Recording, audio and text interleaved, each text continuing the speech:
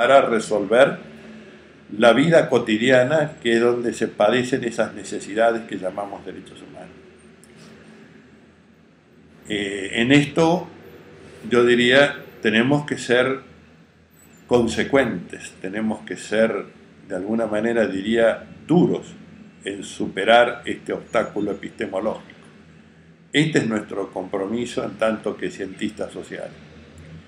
Pero luego viene el otro, que yo digo que también es de los cientistas sociales, pero no solamente de los cientistas sociales, que es ese conjunto de prácticas sociales por las cuales se puede llevar a la efectividad el conjunto normativo que llamamos derechos humanos. Y para esto hay obstáculos que remover.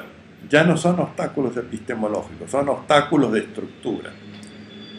Se llaman, para mí son los nombres más importantes: deuda externa, dependencia tecnológica, política fiscal y falta de integración entre los iguales.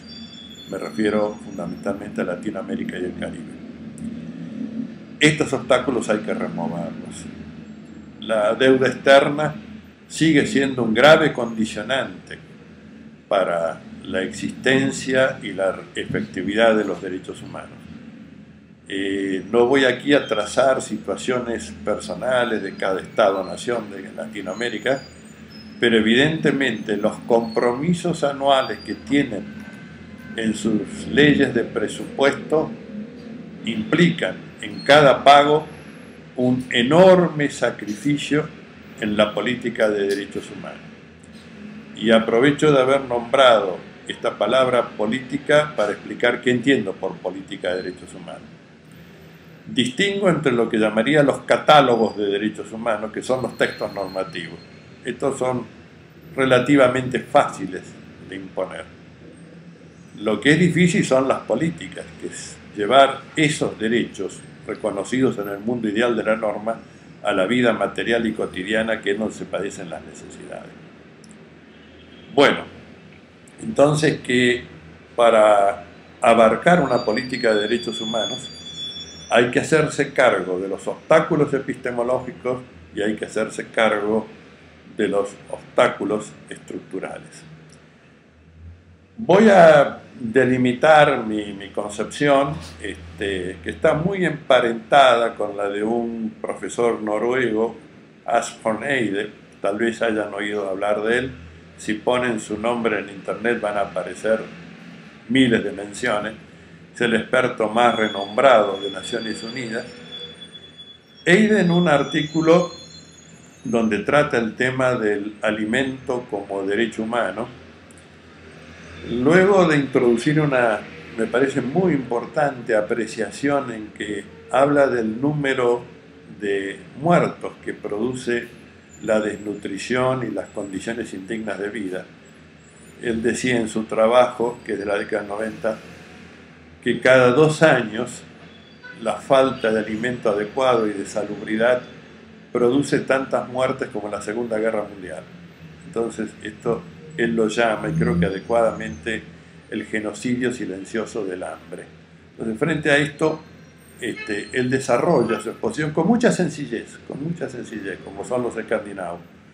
Él dice que cuando un Estado aprueba un catálogo de derechos humanos, fundamentalmente de derechos económicos, sociales y culturales, no solamente adquiere una obligación de no hacer, y explico esto. Para los derechos civiles y políticos, en general lo mejor es que el Estado no haga, es decir, que no corte cabezas, que no las abolle y que no las enjaule. Con eso cumple un 80% de la política de derechos humanos. El 20% requiere algo más, pero bueno, con que haga estas 3 cosas ya uno dice, estamos viviendo con relativa seguridad.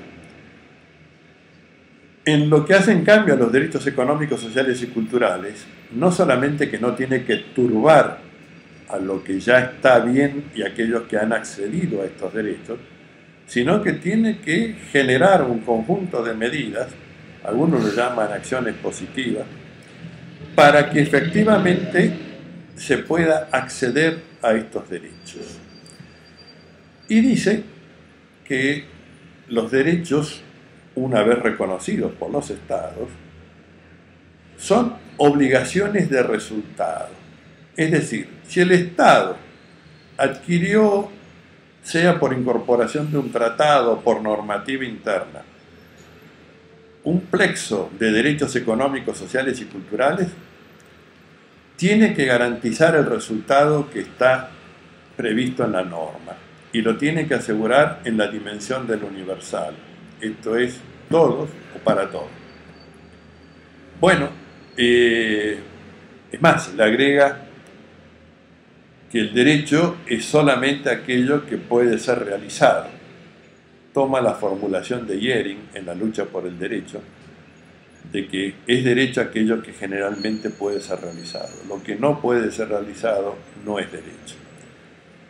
Y dice que cuando se habla de derechos económicos, sociales y culturales y no se proveen los medios y las políticas específicas, lo que se hace puede ser una monserga moral o política, pero no es derecho. Para que sea derecho tiene que ser realizable y tiene que ser exigible, si no, no sería derecho. Bueno, a mí esto me pareció simple, claro y contundente. Tanto que en conversaciones con Heide me dijo que le había costado miles de críticas de sus colegas que decían que era una formulación demagógica.